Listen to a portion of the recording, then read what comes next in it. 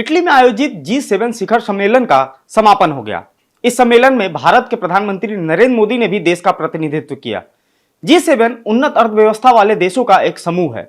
भारत दुनिया भर में सबसे तेजी से बढ़ने वाली अर्थव्यवस्थाओं में से एक है। इस साल इटली ने G7 शिखर सम्मेलन में भारत को बतौर अतिथि देश आमंत्रित किया। 2019 से भारत को हर साल G7 में आमंत्रित किया जा रहा है। दिलचस्प बात यह है कि बिना सदस्यता के भी भारत को लगातार इस सम्मेलन में आमंत्रण मिल रहे हैं। आज के इस एक्सप्लेनर में आइए जानते हैं कि आखिर क्या है G7, इसकी शुरुआत क्यों और कैसे हुई, इस बार के G7 शिखर सम्मेलन में क्या कुछ खास हुआ। इसके साथ ही यह भी जानेंगे कि भारत G7 का सदस्य नहीं है, लेकिन फिर भी इसे क्यों लगातार बुलाया जा रहा है। नमस्कार, मेरा नाम है मार्तंड सिंह और आप देख रहे हैं डेली लाइन। 2024 के G7 शिखर सम्मेलन का आयोजन इटली में हुआ। इस कार्यक्रम में भारत की तरफ से प्रधानमंत्री नरेंद्र मोदी शामिल हुए। ग्रुप ऑफ 7 नाम से इस अनौपचारिक वैश्विक मंच की अध्यक्षता इटली ने की।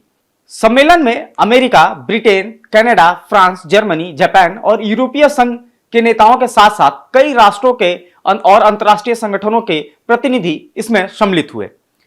प्रधानमंत्री मोदी के तीसरे कार्यकाल की यह पहली विदेश यात्रा थी जिसमें वो G7 में सम्मिलित होने के लिए इटली पहुंचे और वहां तमाम देशों के राष्ट्राध्यक्षों से उन्होंने मुलाकात की। प्रधानमंत्री नरेंद्र मोदी इटली की पीएम जॉर्जिया मेलोनी के साथ द्विपक्षीय वार्ता भी की। अब सबसे पहले यही जान लेते हैं कि आखिर ये G7 है क्या।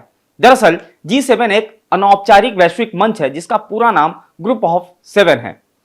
यह समूह Italy, Canada, France, Germany, Japan, United kingdom और अमेरिका को एक साथ लाने का काम करता है। यूरोपीय संघ भी समूह में भाग लेता है।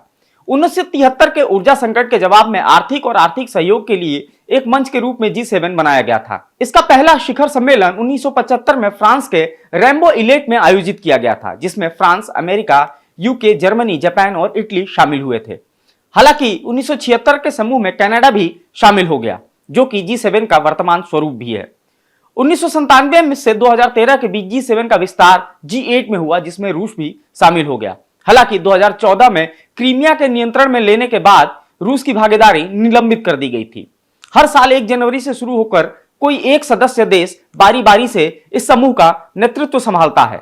1 जनवरी 2024 को इटली ने जापान के बाद अध्यक्षता संभाली थी। इटली 31 दिसंबर 2024 को अध्यक्षता कनाडा को सौंप देगा। शिखर सम्मेलन में 7 सदस्य देशों के राष्ट्राध्यक्ष और सरकार के प्रमुख, यूरोपीय संघ के प्रतिनिधि और अध्यक्ष द्वारा आमंत्रित देश और अंतर्राष्ट्रीय संगठन भाग लेते हैं। इस समूह की भूमिका की अगर बात करें तो समूह का कहना है कि पिछले कुछ वर्षों में इसने अपने फोकस को लगातार बढ़ाया है। यह प्रमुख वैश्विक मुद्दों को हल करने के लिए एक अधिक औपचारिक और प्रमुख केंद्र बन गया है। G7 ने जटिल आर्थिक मुद्दों पर अधिक तकनीक और विस्तार चर्चा की आवश्यकता को पहचाना है। नतीजन इसने खास विषयों पर गहराई से विचार करने और G7 के विचार विमर्श में विषयगत मंत्री स्तरीय बैठकें शुरू की। G7 का कहना है कि यह एक ऐसा समूह है जो साझा मूल्य और सिद्धांतों से जुड़ा है और स्वतंत्रता, लोकतंत्र और मानव अधिकारों को बनाए रखने में विश्व के एक अमूल्य भूमिका निभाता है। उभरती अर्थव्यवस्थाओं और विकासशील देशों के साथ G7 का जुड़ाव और उनका समावेश समूह के एजेंडे में शामिल है। G7 के अनुसार उसका फोकस लगातार विस्तारित होता रहता है। इसने जलवायु, ऊर्जा सुरक्षा और खाद्य सुरक्षा सहित वैश्विक मुद्दों की एक विस्तृत श्रृंखला पर ध्यान केंद्रित किया है। अब आते हैं अपने मूल सवाल पर, यानी भारत G7 का सदस्य नहीं है, लेकिन फिर भी इसे क्यों बार बार बुलाया जाता है।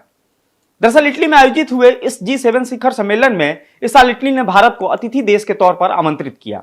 दरअसल यह पहली बार नहीं है जब भारत को G7 द्वारा आमंत्रित किया गया हो। 2019 से भारत को हर साल G7 में आमंत्रित किया जा रहा है।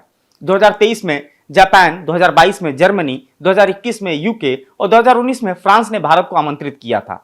2020 में अमेरिका ने भारत को आमंत्रित किया था, लेकिन कोविड-19 के कारण सम्मेलन रद्द कर दिया गया। इस क्षेत्र से जुड़े जानकारों का कहना है कि भारत अतिथि देश के रूप में G7 का अस्थायी सदस्य लगता है। सवाल यह भी उठते रहे हैं कि क्या भारत औपचारिक सदस्य के रूप में G7 में शामिल होगा। ऐतिहासिक रिकॉर्ड से लगता है कि निकट भविष्य में इसकी संभावनाएं बहुत ज्यादा हैं। इसके 3 कारण हैं। पहली वजह यह है कि दुनिया में भारत का प्रभाव और जिम्मेदारी बढ़ रही है और G7 भारत की राय को नजरअंदाज नहीं कर सकता है। अभी तक G7 देशों का सबसे प्रभावशाली समूह है।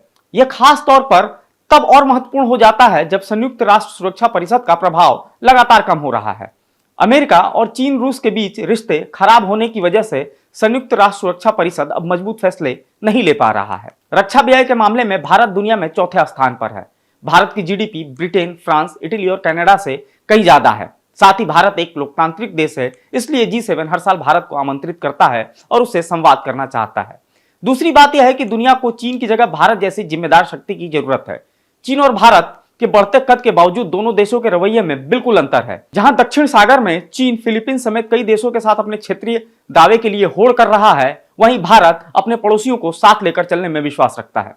जानकारों का मानना है कि G7 देश नहीं चाहते कि चीन एक महान शक्ति बने, क्योंकि वह जिम्मेदार नहीं है। तीसरा, G7 में भारत का शामिल होना G7 के लिए ग्लोबल साउथ के महत्व को दर्शाता है। G7 ग्लोबल साउथ पर ध्यान केंद्रित करता है, क्योंकि अमेरिका और चीन ग्लोबल साउथ देशों में अपने प्रभाव के लिए लगातार प्रतिस्पर्धा करते रहे हैं। आज के वीडियो में फिलहाल इतना ही। आप जुड़े रहिए डेली लाइन के साथ।